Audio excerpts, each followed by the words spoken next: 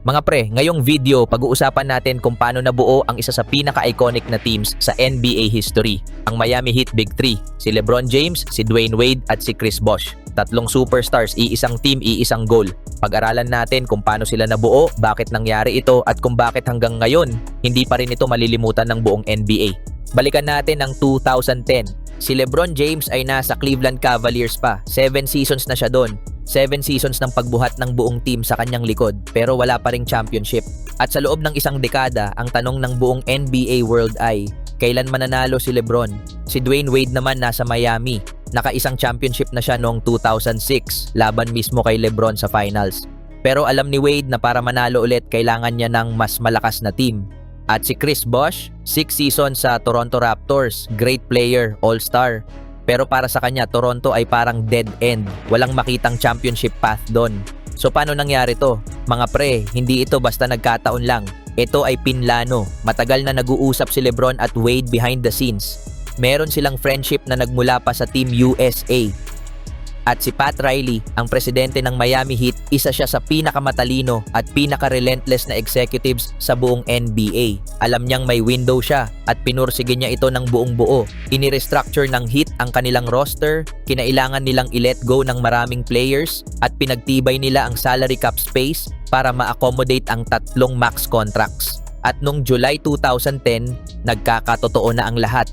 Noong July 8, 2010, nag-announce si LeBron sa national television na I'm taking my talents to South Beach. At sa isang segundo, nagbago ang buong NBA. Cleveland fans nagsusunog ng LeBron jerseys sa kalye. Yung may-ari ng Cavs, si Dan Gilbert, nag-publish ng open letter laban kay LeBron na puno ng galit. Ang buong bansa, para sa marami, naging villain si LeBron.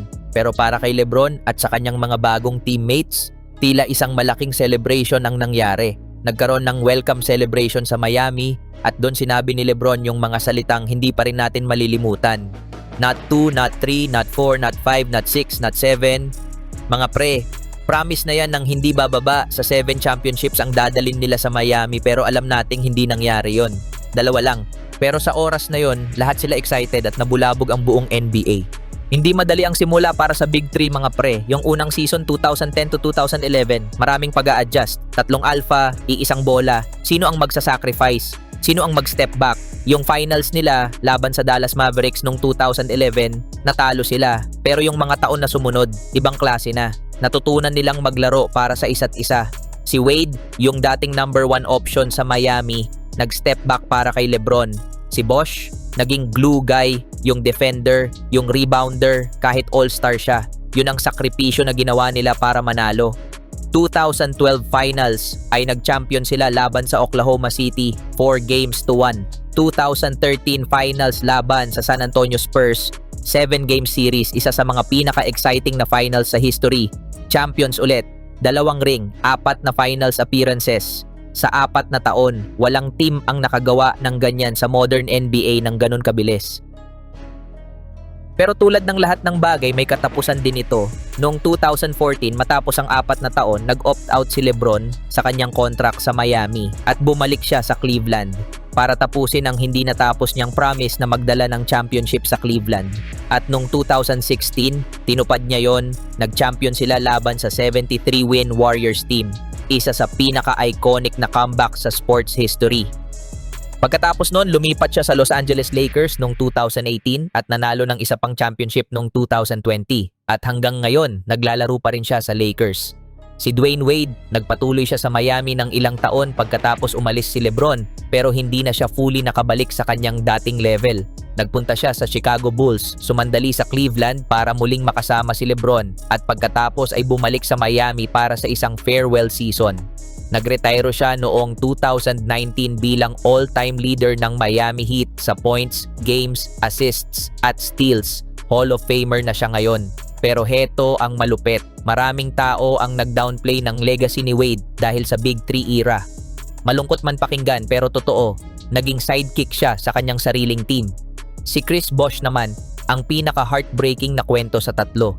Noong 2015, nagsimula ang kanyang blood clotting condition na naging career ending. Ang kanyang huling laro sa NBA ay noong February 9, 2016. Forced retirement, walang proper farewell, isang all-star, isang champion na pinigilan ng katawan niya mismo. Isa yan sa mga pinaka-unfair na endings para sa sino mang player.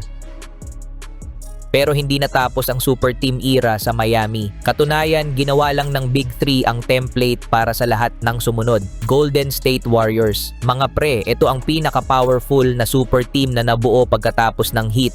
Si Stephen Curry, Klay Thompson at Draymond Green ang bumuo ng core nila at lahat sila ay drafted ng Warriors. Doon nagmula ang argumento na ginawa nila ito ng tama. Pero noong 2016, matapos matalo ng Cleveland, ay kinuha nila si Kevin Durant na galing sa OKC at naging 4 All-Stars sa iisang team. Pero heto ang ironic mga pre.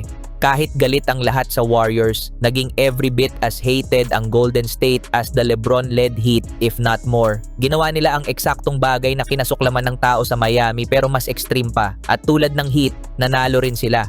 2 championships kasama si Durant, 3 championships total sa 5 straight finals appearances. Napakalakas ng super team na yun na sa 4 na taon kasama si Durant.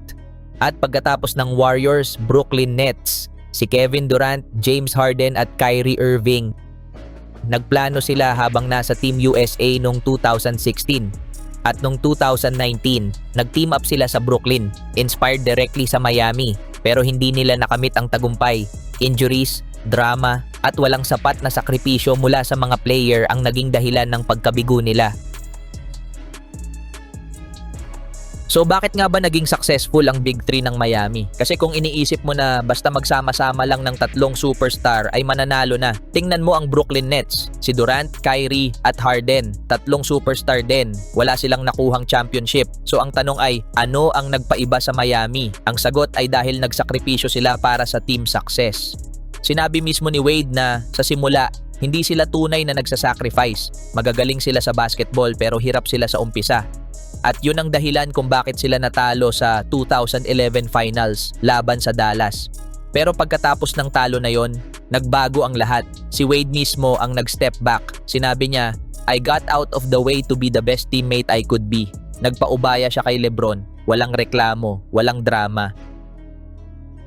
At may isang interesting take pa na si Rich Paul, yung sikat na agent, ay may ibang pananaw sa Big 3. Sinabi niya, that wasn't really a Big 3. There were 3 guys that were winning the lottery.